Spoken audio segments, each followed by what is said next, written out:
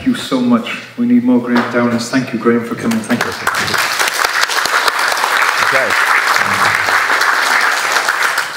Okay, so thank you for waiting. I had about a 6-hour drive after clinic this morning, so that was interesting. And got soaked going in to get a quick bite to eat. But I'm here, and we've had loads of stuff, AV stuff, go wrong, but who cares, eh? Because it's the message that counts. A lot's happened in 125 years since we had Tesla at the World's Fair, demonstrating the first AC power system. We've gone on for a whole series of developments all the way through to Edison and to Marconi, into 1920s, the first commercial radio station. And we've also gone all the way up from 1947, we had the first microwave phone relay, all the way through to cellular communications, those big phones, remember those big phones in the 80s? All the way through to today. Now, interestingly enough, in the States, the EPA, which was measuring all this stuff, they stopped measuring EMF over the country in the States in 1979, but already, as you can see there from the very last point, the first mile above the Earth is now filled with 2 million times the amount of EMF that we've faced in 1900. Okay, so this is not a little problem. Now, for about 4 billion years, the energies that surrounded life are very simple. We've got something called a Schumann resonance. Anyone heard of the Schumann resonance? Kind of goes around the Earth, and it's important in many ways. I'm going to show you maybe some of those as we go along. And it's modulated by atmosphere, by electricity, and by other things. And there was distant radio signals from distant stars, but that's obviously changed. Now, the standards today, if you can read at the bottom there, are based on thermal effects, heat effects on the skin. Now, that's rubbish, because the effects that are causing the problems that we're discussing today are not caused by those. They're caused by biological effects, by the EMF. And I'll start going through them. Now, what alerted me to this is I read the literature. And as Ian will tell you, I'm no activist. I'm not about to try and bring the government down, for crying out loud. I'm just a normal person who works in the clinic with patients. And I read the literature. When professors say this, the new 5G wireless technology involves millimeter waves, which are extremely high frequencies, producing photons of much greater energy that we've already heard about than 4G. And allowing this technology to be used without providing its safety is reckless in the extreme, as the millimeter waves are known to have a profound effect on all parts of the human body. You kind of have to stop in your tracks and listen to someone like that. And as you heard from that guy who was Tom, what's the last guy's name? Yeah, Tom Wheeler. I mean, that's just incredible. Did you hear what he said? Excuse my French, screw the testing, we're just going to do this. Okay, now that's a red flag straight away. And this is another example of what was just shown before. They did studies with this. It was actually a very good study. It was controlled, and they controlled for heat. And if you put Wi-Fi 2 inches away from a kind of watercress, if you like, garden cress growing, compared to one that's even a bit further away, they're still using Wi-Fi, just further away. You can see the difference. This is an anti-life technology. There is absolutely no doubt about it. I haven't got time to get into this, but also many components of the atmosphere absorb this. Okay, it affects it. And this is a huge experiment, because you're about to globally go around this world, globally, and you're about to bombard it with this technology. And God knows what it's going to do for the atmosphere, and people are speculating about that. Also, very, very quickly, once again, don't have to read the detail. The point is, it's there to show this is actual real literature. They've shown effects that, yes, it's not just on the surface, it actually gets past the blood-brain barrier and causes problems deep into the brain. And as you heard, sadly, last speaker, his mother passed from a tumour. This is so common. And I knew about this probably 30 years ago. I was listening to experts talking about 30 years ago, or maybe even longer, and they were warning about this. Another paper, very interesting paper. I'm not going to read all of it, but what it's telling you, sadly, it's telling you what you just heard, is a reported higher risk of intracranial tumour for mobile phone use over 10 years. Anybody used a mobile phone over 10 years? Anyone been near mobile phones? That's all of us over 10 years. Those kind of cordless ones in the house that the nans have, yeah, they are more lethal. They are very, very dangerous. Other studies showing that when it says an odds ratio of 2.2 for glioma, that means it's twice the chance of getting this particular tumour. And on and on and on. And increased risk of brain tumour using cordless phones. And what they find is, they say ipsilateral. It's the side you use it on. That's where you get the tumour. This guy, you may have heard of Martin Powell. He's a professor emeritus. In other words, he's retired. And you find that these guys tell the truth when they retire. And he's saying, well, I've got an idea. I think that the reason why we're having these biological effects, not thermal, is because it's something to do with VGCC. These are particular channels in the cells. In other words, these channels are being activated by this EMF. These channels are everywhere in all your cells. Okay? And also it affects oxidative and nitrosative stress. This is very important because we now know that these are components of actually control mechanisms inside the cell. So what he's really saying is that this stuff affects how your cells work.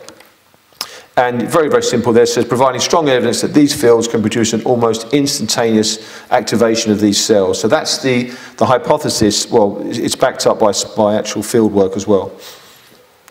Unfortunately, they do experiments with animals. It's not very nice, but they do them. And they're showing, they did studies here looking at all various things with animals, different doses, different frequencies, all the rest of it, different times of dose. And they showed long-term memory was reduced in these test animals. So is anybody seeing an explosion of neurodegenerative problems, Alzheimer's, and all sorts of stuff? Anyone noticing that? Okay, there's many, many reasons for that, and this may well be one of the reasons. But remember, it's safe, because over here, look, it's only to do with anything that bombards the skin, because if you go over 10 gigahertz, apparently, it's not a problem, because it's just going to bounce off you. Okay? Well, you've heard some evidence from other speakers. Here's 11 research groups reporting that between 40 and 130 gigahertz, you get damage to neuronal activity. When it says in vivo, it means live. Okay, just using modest levels of millimeter wave exposure. Okay, so if anyone says to you it doesn't cause any damage and there's no studies, that's complete nonsense, because there's 11 separate research groups reporting nerve damage from this radiation. Once again, showing that it goes into the brain, into the hypothalamus, and the hypothalamus is areas to do with memory, to do with, sadly, when children are abused, these areas can be damaged, and to how you form memory as well. And that animal's head didn't have the phone or the source right near its ear, it had it 40 centimeters away. And who knows when you have a phone, we should not be using these damn things anyway, but when you do, you should have it off your ear. Does everyone know that? You should never have it on your ear. And they're showing with this technology here, even when it's 40 centimeters away, it's causing damage. This is how no disrespect to this woman, hopefully you can hear. What if you could see Wi-Fi signals? It sure would make it easier to figure out where to go to check your email for free. I'm Jen Markham on Buzz 60. Artist Nikolai Lamb, known for his photo manipulations, created a series of images of Washington, D.C. landmarks illustrating Wi-Fi signals as different colors. Using data from a Wi-Fi coverage map on the city's website, Lamb depicted how the energy from a Wi-Fi signal travels in waves with different channels, emits the source in a sphere. He also showed how the data travels from routers on multiple signals or colors at the same time, and how trees and buildings can disrupt the signal. Lamb used color to show the individual channels that make up an overall Wi-Fi signal. It'd be so cool if this was a real thing. Can you imagine all the color exploding in dense urban areas? Now all we need is for the passwords to be visible too. Buzz 60. Now you know, pass it on. Okay, so now you know, pass it on. I'm not going to be disrespectful to that lady, but Jesus, you know. This is an app called The Architecture of Radio. Anyone heard about this app? You can go and download it using this horrible technology. But this is all right, it's graphical kind of representation. This is a bit more real. You put it on your computer or on your iPad, and you can look around. It gives you a representation of what's going on around you. Once again, it's graphical, but who wants to live amongst this? And this is now. We haven't even got into the 5G. You want to bring your kids up in this stuff? Bearing in mind I've only just started this talk, and bearing in mind the amount of damage I've just told you it does to you. You hear the kids in the background? Okay, download that and have a look and amaze yourself what's around you, maybe even in this room. Einstein, who's a clever chap, says that you can't demodulate these waves. It means they just last forever. Some of them get trapped in our atmosphere, and we just keep filling up our atmosphere with this stuff. There's things called biological entities. Okay, and if, to cut a long story short, they're going too far. They come from outer space, and they found a whole bunch of these on one of the space stations while they were cleaning the windows. And they turned around and said, well, that's a bit interesting. How did they get up here? They must be very tough. That's not a space, a bacterial entity. That's called a tardigrade, just to show you that there are these things that can survive. This thing can survive unbelievable heat and pressure. So these bacteria and things like that are tough. Anyway, long story short, British scientists looked into it and said, they're not coming from Earth, they're coming from space. And there's 3 of them there. And there's about 0.1 tons of this stuff falling every day. Did you know that? These kind of space bugs coming down. NASA did research on this, and basically in space they become very tough. And in a sense, they're resistant to treatment. Who thinks it's good to have bacteria and bugs that are resistant to antibiotics and treatment? And I'm leading into this because what they found is, I'm not going to go read everything out, what they found is that this millimeter wave, microwave, it can cause antibiotic resistance. There's arguments either side. But we are hanging on by our fingernails at the moment with antibiotic treatment of disease. Okay? There's about 50,000 people a year in the States, I think, and the equivalent over here, that are dying every year because they don't have any, we haven't got antibiotics for them. So is it a good idea to bombard the whole of this planet with this stuff if it has that effect on bacteria and space bacteria that's coming in? You all know this stuff. They've shown that it causes necrosis in leaves. They've done studies with wheat shoots that it causes damage to the wheat shoot, how it grows. And there's also damage with birds and with bees. You've all heard this stuff, so I don't need to go over it again. And also, even the human sweat ducts are going to be affected by this technology. And they hypothesize it's going to cause pain. And in fact, some of these devices are actually used to do that, if you've ever seen them. Who has seen this? Has anyone put their hands up if they've seen this? This was released by Muckrock, which is a kind of online magazine, and they gave a Freedom of Information request to one of the American fusion centers, which is a government center to do with security and terrorism. And they were sent, they put in a basic freedom request about something, you know, reasonably innocuous, and they were sent by mistake documentation, and the documentation showed how towers and this technology was going to be used to control the population. Now, I very rarely will put stuff up like this unless I've got an official source, and this was official. He went all through the details of how you affect the human body, even to the point of putting voices in the head. Okay. Now, I've seen a demonstration of that done with music, which it can do. Now, this is just, I'm not going to go off on a tangent about it. They knew about that since in 1974, for crying out loud. So do you really want this stuff bombarding you? I don't think so. They're also talking about using this kinds of technology to monitor for disease with permanent crowd monitoring. They're also talking about the Gavi organization, which is Mr. Gates. Anyone know about Bill Gates? Okay.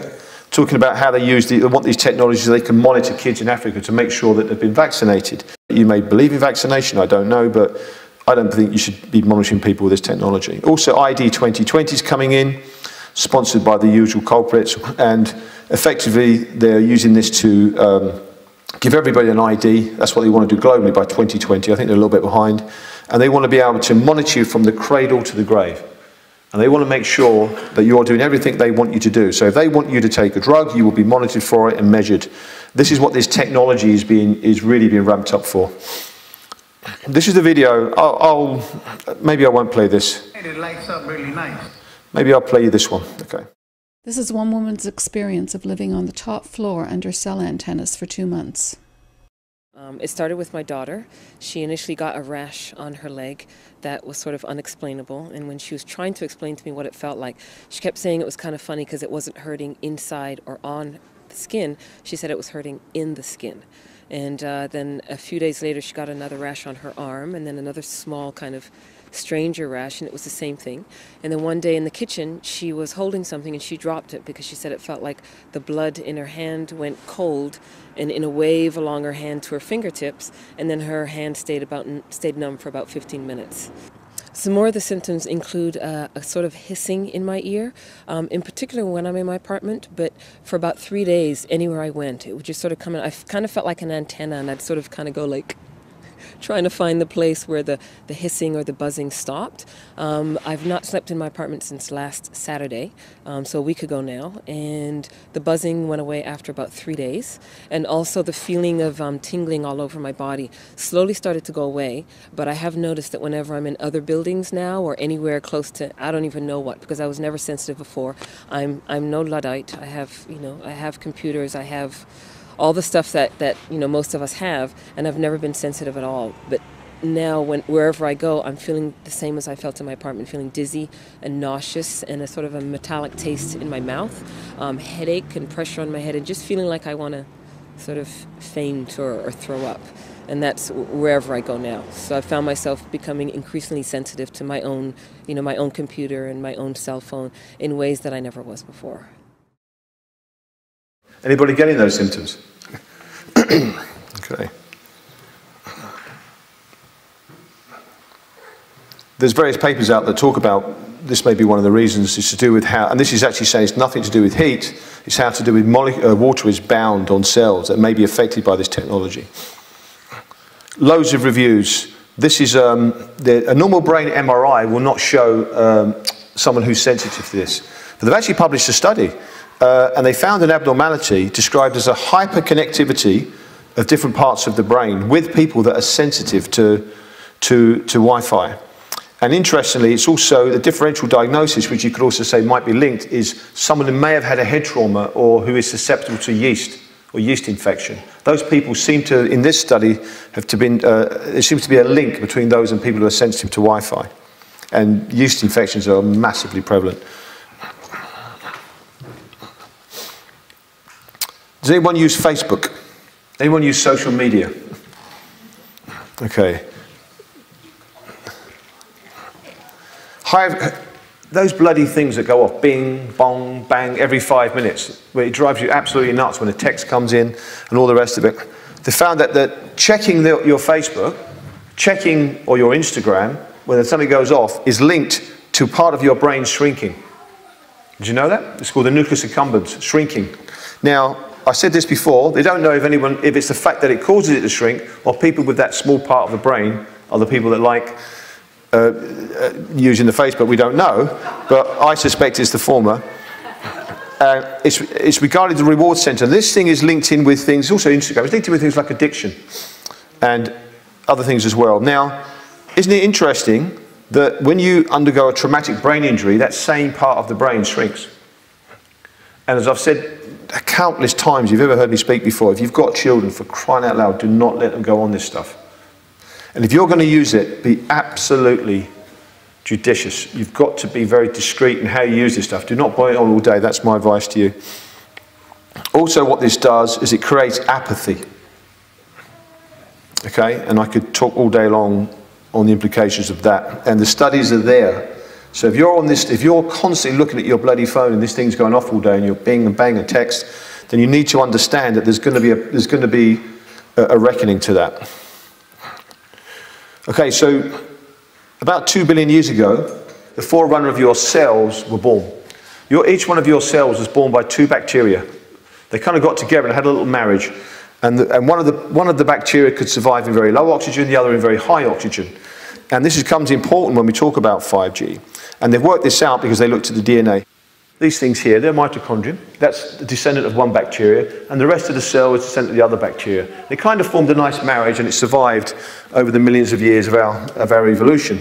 Now, why is that important? Because we used to think that the DNA ran the cell. Everyone kind of heard that. Now we think that this little bugger here has actually got a lot more to do with it. And it uses reactive oxygen intermediaries, and it also uses probably low electromagnetic fields itself to communicate and help run this cell. Well, there's a problem there, because these little things produce energy, okay, and they produce most of the energy in your body. In actual fact, they produce over 90% of the energy, and at any one point in time, you have to produce every day your own body weight of molecules of energy that are made in these little factories, and you probably only got about 5 seconds storage at any one point in time. Now, if you don't get that energy, you're very seriously unwell and probably will die. And things like cancer and chronic fatigue are linked to that. Now, I'm not going to go into too much detail here, but they're made, these are enzymes in these little factories that make this energy. Now there's various debates, I'm just going to go quickly through this, about how it's done. You don't need to know about that. But the point is this, what you don't want to do is you don't want to damage them, because if you damage them, you're going to get things like cancer, or you're going to die, okay? Because suddenly, your ability to make loads of energy stops, and you start making very low amounts of energy. So microwave, millimeter wave technology damages the mitochondria in a time response, dose response way. That's a classic way of proving that something causes harm. Okay, so already we have evidence that it does that. And it damages two particular key enzymes. One's called succinate dehydrogenase and the other's called cytochrome C oxidase. Now this is science. This is not someone with a tinfoil hat talking crap. Excuse my French. This is absolutely science, okay? Now, there's a human resonance again, and we talked about that. Now, does anyone meditate here? Well, the frequencies of the human resonance are often quoted very, very similar to the same frequencies in the brain when you meditate, and there's actually studies on it, and I've pulled one up there. And therefore, do you really want to be mucking around with these frequencies? And also, we found out, because you've got different frequencies in your brain, that you need to be healthy and to be alive, and we absolutely know that these mitochondria are also involved in doing that as well. So if you damage these, you damage your ability to be healthy in your brain, and also, for those that are interested, will be damaging in meditation at all. Now, the way to look at it is, see this thing here, this is kind of a diagram of a cell, if you like. You kind of got the center part of the DNA, you've got these little mitochondria floating around in a kind of cytoplasm, if you like. And if you imagine, do you remember, if you imagine these are whales around the oceans. Now, for how many years, they lived quite happily, and then shipping came along, and noise came along, and it destroyed their communication. Well, in essence, these mitochondria are communicating. There are 1,000 of them in each cell, and they're communicating, they're helping to run the cell, keep you alive. If you're going to bombard that with millimeter wave technology, you're absolutely going to disrupt that. And what we've done is I've just shown you through papers, and also by example, how that's going to happen. So this is the reason why we're very, very, very, very worried about this, because the key thing in your cell that keeps you alive is going to be affected by this technology. And that's the question you've got to ask, because it's taken 2 billion years to develop this in us. Is 5G about to destroy 2 billion years of evolution? And that's the question that I'm asking, and I'd like an answer. I think it's a very reasonable request. Can we have an answer on this, please? Because without this stuff working, we're dead. Why are they doing this? Why are they bringing, whoever they are, why are they bringing 5G in? Okay, did you hear him? The head guy said, oh, the Internet of Things. The Internet of Things, where everything's going to be labelled. We're all going to be, I don't want to be labelled. I don't want to be wearing stuff that's got chips all over the place. Thank you very much. Now, look at this headline. Will help us predict the future. The actual talk I was going to give was going to go from this point on, okay, which is probably a little bit too much for today. But I'll just give you a little teaser here. Has anybody heard of the Sentient World Simulation? Okay, published about 2000, maybe 7, 8, 9. This gives you an idea of why they need this information. The Sentient World Simulation project, the ultimate goal envisaged by this gentleman, a continuously running, continuously updated mirror model of the real world that can be used to predict and evaluate future events and courses of action. He goes on to talk about that in detail. I don't have enough time to get into that. Military are already doing it. This was a particular project they did called MNE4. They used data from various countries in Europe and America. And what they did, they used it as an exercise to see how they could influence another country to do what they wanted them to do, okay? These things are up and running at all sorts of levels, commercially and militarily. But they need information, they need data. And they need 5G to bring this about. Okay, so 5G isn't just about it's going to give you cancer and it's very dangerous. There's a whole other aspect to this. Who understands that AI is a massive threat to your jobs? Okay, these are serious studies from serious academic schools, all predicted, probably the next 10 years, 12 years, probably about half of you are going to lose your job to AI technology. Okay, and in some countries up to 60 to 80%. They need 5G to bring this technology on board. There are various people involved in this. I'm going to take you down a tangent. This is a guy, he's a professor, very well respected. He's the head of something called the Basic Income Earth Network, because if you're going to lose your job, you need to be paid, so you need a basic income. It sounds sounds great. So they're all pushing this. In fact, it's been pushed globally. He's also interested in linguistic justice. Now, what linguistic justice means, if you're English speaking, you need to pay a tax to someone who doesn't speak English, because they need to speak English in order to get on in the world. This is the kind of thinking of these people, okay? You're dealing with some very interesting characters. Other professors are involved in this, talking about we need this kind of stuff. Basic income, the pilots are everywhere in the world because they know you are going to lose your job, so they're going to have to give you a basic income. The problem is, you become poorer on basic income. Also, I want to ask you a question. When the government says to you, I'm going to give you money, do you think that's going to be the end of it? Do you think you might be told where you can live and what you can do? Okay, and this is what you need to start thinking. There's a social side to this technology, and it's very well researched. There's another guy from the Royal Society of Arts, which I've said to Ian before and said on stage, I thought was a benign organisation. I didn't realise they were activists. This guy here, no disrespect to him, but I disagree with him. He obviously went to a conference, and you can read it on the DVD later or whatever, where he was radicalised, because the language they're talking about, how do you decapitate a king? How do you bring down power? This is incredible. This is the Royal Society of Arts. And this guy is the head of the actual project in Scotland at the moment, testing this basic income in this country, or in Britain. And he says now hear this is the language. We now have the opportunity to move the basic income conversation forward and identify practical ways to run a pilot which works locally and has global resonance. That is a globalist language. If you know anything about Agenda 2020 and 2030 and all these sorts of things, basic income can't be another small response. Bearing in mind this is coming on the back of 5G and AI that's going to take your jobs. It should be radical, it should be world-changing, and it should be effective, and it's just a starting point. It's the beginning of a new social contract. So when 5G comes in, AI technology is going to come on board, you're going to lose your job, now you're going to be paid an income by the government, and it's the beginning of a new social contract. And he says we need to start talking about land ownership, and we need to start talking about how you're taxed. And really what this is, in my interpretation, is, well, he's got a different idea, like you may ask Ian later, is that means you won't own land, you won't own a house, and you won't own a car. Okay? This is where they're pushing this. And no one's asked your permission if you want to agree with that or not. Now, they started to push all this with documents many, many years ago. I'm not going to get too much into this. This is all from published literature. And it all came about equality. Everyone's got to be equal. No, I've got no problem with equality. I couldn't give a damn what race, gender you are, as long as you're a decent person. But that was just the beginning. And they knew where they were going to take this, because they're then going to take into social equity and equity of outcome. Equity of outcome means everybody has to have an equal outcome. Okay, you can't earn more than someone else, you can't have more energy than someone else, you're all going to live in the same size house. There's documents demonstrating this, don't have time to get into it.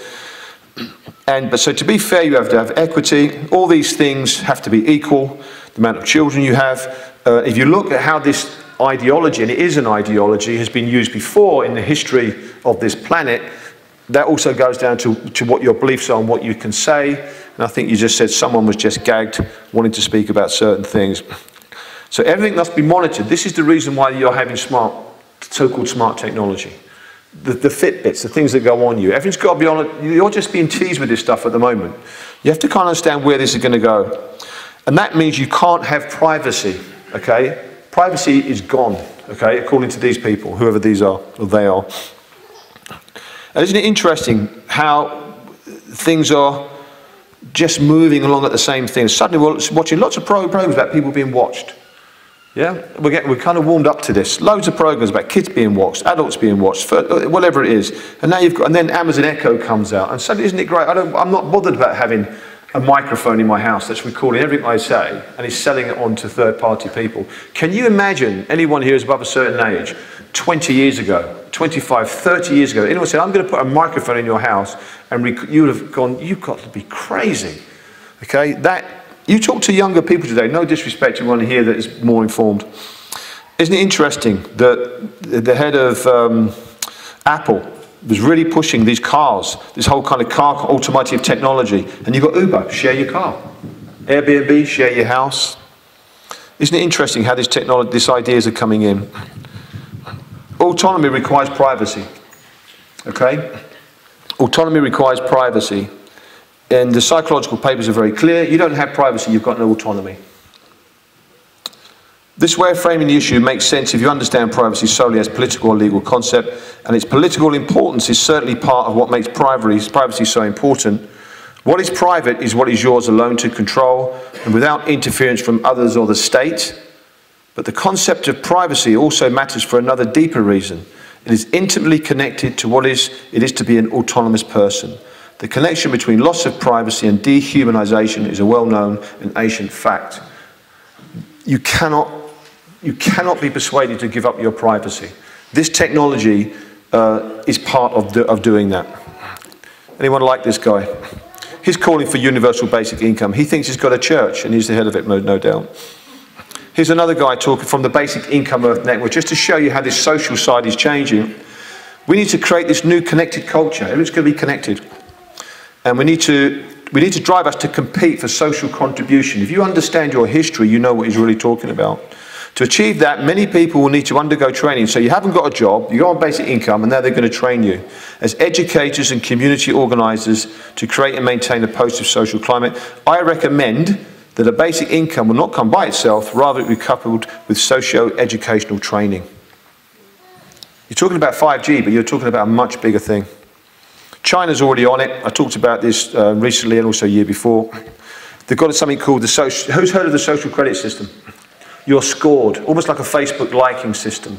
When you say what the government wants you to say, you're given a plus point. When you're not, you're given a negative point. You get enough negative points, you're gone. Once you lose trust, once they lose trust in you, this is how they say it, you're never allowed back in the system. I think at the moment, Ian, I don't know the data on it, but it's between 11 and 13 million Chinese people have been put in the sin bin, which means you don't travel, you're now blocked from travel. This is all, I'm going to tell you here and now, this is a template for what's going to come here, okay, in my opinion, from what I've seen. When we look here at 5G, this is China. China's really pushing this. And also they're pushing this along the Silk Road, they're pushing this in Africa, their technology, and they need 5G to step their system up. They're massively a template now for what's going to go on in the rest of the world. Here's a simple video, but some of you may have seen this.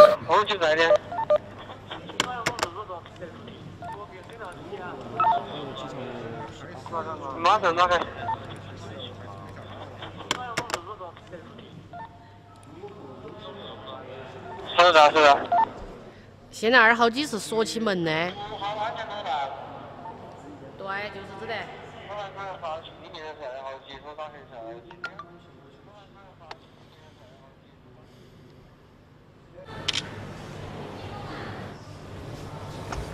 Well, let's see how long it takes you to find me. Thank you very much. Let's go.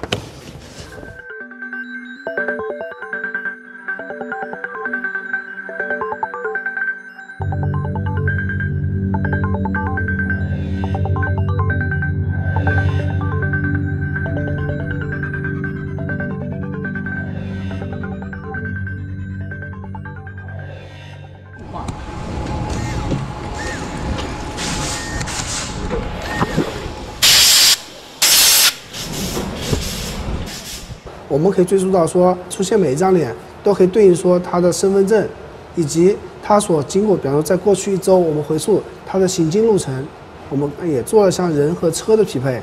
那同时在人上匹配，还包括亲属关系匹配，然后是你经常接触人员之间匹配。就是当摄像机布到或者我们传感器布到一定密度的时候，其实我们会经常知道你跟谁经常在一起。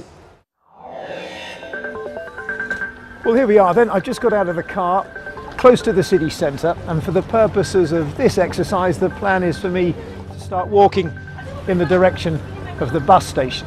My image has already been flagged to the authorities as a suspect, and in theory, it should only be a matter of time.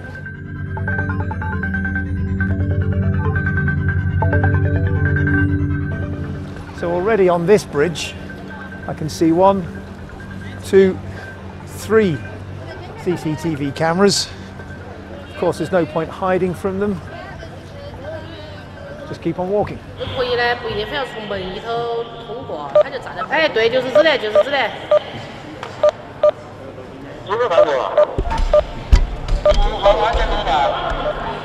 对，就是这的。Uh-oh. Right behind me, you can see just over my left shoulder there. Hello, guys. I've been expecting you.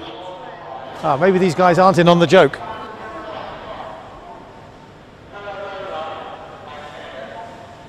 那么对平民老百姓，是老百姓需要帮助的时候，我们才会录入这套系统。那他不需要帮助的这种情况，那么我们是不需要采集它的信息的。那这种信息只是在我们大数据里面有它的信息就行了。那在什么时候使用，是根据我们的需要来做这项工作的。If you have nothing to hide, you have nothing to fear. 对，是这样。所以说，老百姓应该不用担心。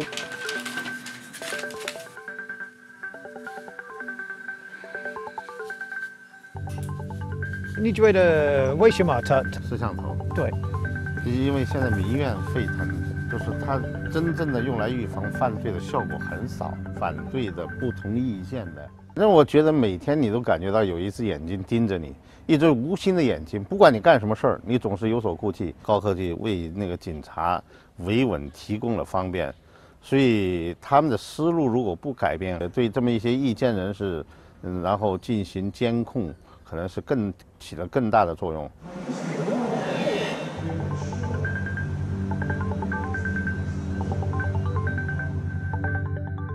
Would it worry you to know that your every move, your every association was being watched? Does that change something fundamental? Honestly, I won't feel very comfortable. There's a certain level of discomfort. First, I think technology by itself is a tool for human being, just like a weapon. If it is in the wrong hands, like in a terrorist's hands, it might do very bad things, right? But government do develop weapons. I think there are reasons that technology keep advancing, like artificial intelligence. It can be applied to do a lot of good things.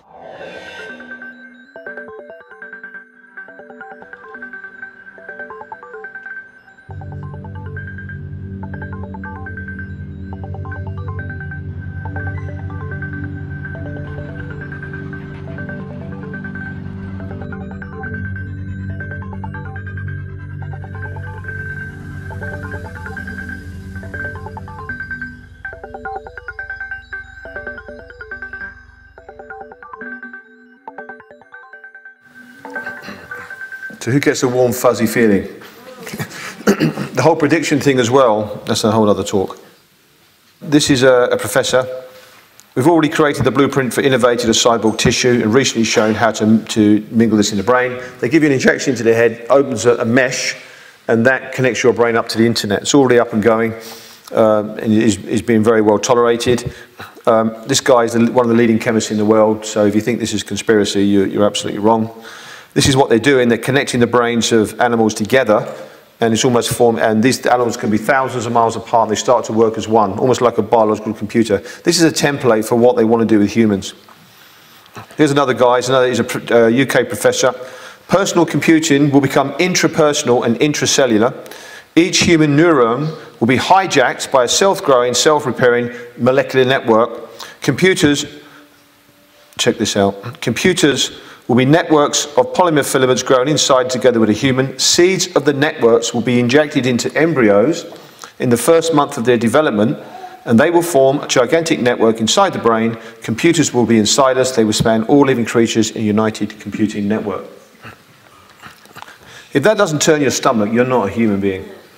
Now, these are scientists.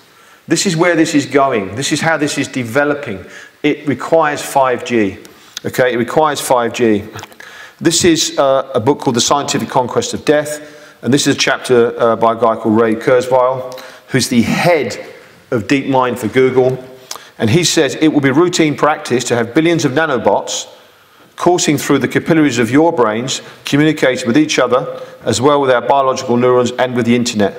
One application would provide full immersion into virtual reality. And if you didn't understand that, basically he says he's going to plug your brain into the internet by 2030. Now you need to understand these are very, very serious players. They require 5G to do this as well. Rolling Stone done an interview on him. It's a very interesting character. I'm going to cut this very, very short. He wants to use this technology to bring his dead father back to life. You have to understand what these people are about. These people are setting the course for your future. Other people have got more common sense. In his book, Our Post-Human Future, because this is what they're talking about. They're taking this technology and going beyond human. post-human, transhuman. Okay, this is where they're pushing all this. He basically says, there's lots of things he says, but effectively, if you've got an elite who are transhuman and you've got normal humans who just want to live their life, you've got a problem. Not everyone can or wants to receive the same level of enhancement. Haven't got time to get into what those enhancements are, but they've got them. For example, having a mesh put in your head, human rights may be threatened. And the same issue of superiority would apply to the question of inequality. Some people might not be able to afford it. And the reality is what he's saying is, if you look to history, you look to nature, what happens when you get a superior species? What does it do to the inferior species? It subjugates it or removes it. And at the highest level, they're talking about the human race being removed by this technology, by AI. This technology is so advanced, it is absolutely frightening. This was the 9th conference, we're on the 11th conference, Beyond Humanism, okay? This is why they're rolling this 5G out. There's a whole thing behind this, okay? It's not just simple 5G. Down at the bottom, they're talking about it. What it's also worth noting, this is seriously discussed, is the formation of new cultures and societies which consist of non-human subjects mingling with humans, or forming their own separate and previously unseen world. They're talking about the new AI brains, okay, the new AI things that are coming in. Who's heard of synths? They're building synths now, okay, which is a kind of synthetic human, okay, to be powered and to be embodied with this alleged kind of consciousness, which is from an artificial intelligence. One of the guys, I'm just very going to quickly wrap this up. I don't have time to get into this, but 5G is central to all this. I'm showing you documentation. This isn't conspiracy, okay? This is scientific documentation, whether you're aware of it or not. This is a very, very, these people I believe they're insane, but you know, hopefully I'm not the only one on this planet who believes that. I'm going to show you now a clip. I played it before, some of you may see it. This guy you're going to hear is Geordie Rose or Gordie Rose. He is the developer with a company of quantum computers. Quantum computers are used by NASA. His computers are used by NASA and Google and others to develop the AI technology, the AI thing that's going to be in this new synth bodies, okay, this kind of consciousness. These computers already connect outside of this dimension with 2 to the 500 power dimensions. That's from their white papers and their literature. 2 to the 500 power dimensions they connect. And he's talking about using this intelligence from these dimensions in these machines to bring them to life. Now this is actually for real, this is not a joke, and this is him speaking. Listen very carefully. I don't know if any of you are turn-of-the-century weird fiction fans, but there's this guy named H.P. Lovecraft, who's a very famous American weird fiction author. And he espoused a view which is called cosmicism. And the essence of cosmicism is cosmic indifference. So what he was saying is basically, yes, there are these massively intelligent entities out there, but they're not good, they're not evil. They just don't give a shit about you even in the slightest. The same way that you don't care about an ant is the same way they're not going to care about you. And these things that we're summoning into the world now are not demons, they're not evil, but they're more like the Lovecraftian great old ones. There are entities that are not necessarily going to be aligned with what we want. So this transition is really, really massively important for our entire species to navigate. And going back to that thing that Sam Harris was saying, nobody is paying attention. This thing is happening in the background while people bicker about politics and what's going to be in the healthcare plan in the US. And underneath it all is this rising tsunami that, if we're not careful, is going to wipe us all out. Okay, so 5G is a component of this. This is what you need to understand. That's the leading guy in the world. NASA has his computer. This is not a raving lunatic down the pub talking to you. Now, there's a lot more to talk on that. I haven't got time. But you need to understand something. 5G is one of the final nails in the coffin before AI comes in. And when AI comes in, people have heard me say this before. Yes, there are good aspects of it, but the reality is I've looked at this in great detail, far more than I can go into today. And I do not see the human race surviving this down the line. I really do not, okay? And I'm sorry to put a downer on a Saturday night and tell you that, but you do need to understand, and I urge you to research and look at this for yourself. I'm quite happy to take questions afterwards. I think you're going to hear from Mark. This has gone a little bit longer than I planned. Anyway, thank you for listening to me, and hopefully it was worth coming down today. Thank you.